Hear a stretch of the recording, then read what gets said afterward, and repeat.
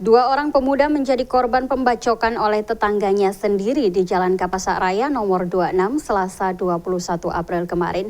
Berniat menolong rekannya yang dikejar seorang pria mabuk, Kelvin dan Nasrullah justru menjadi korban pembacokan Apriyadi yang sedang mabuk berat.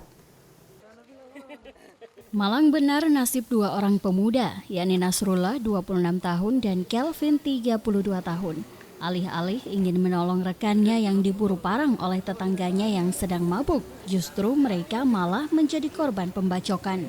Kejadian ini berawal saat tersangka Aryadi 36 tahun sedang bersih tegang dengan istrinya, Sri 27 tahun, di kamar kosnya di Pondok Fajar Mas, Jalan Kapasak Raya nomor 26, Selasa 21 April sekira pukul 23:30 waktu Indonesia Tengah.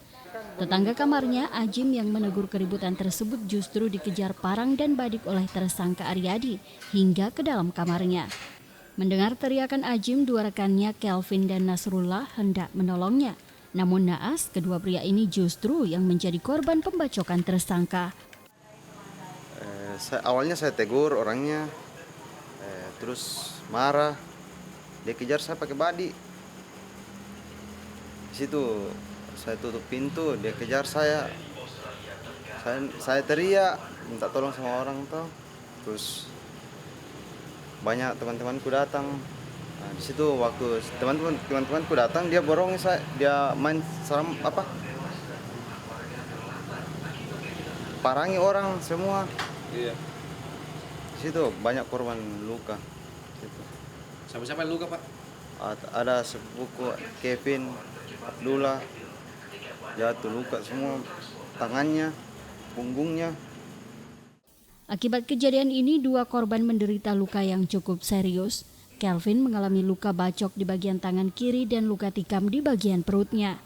Sedangkan Nasrullah luka bacok di bagian punggungnya.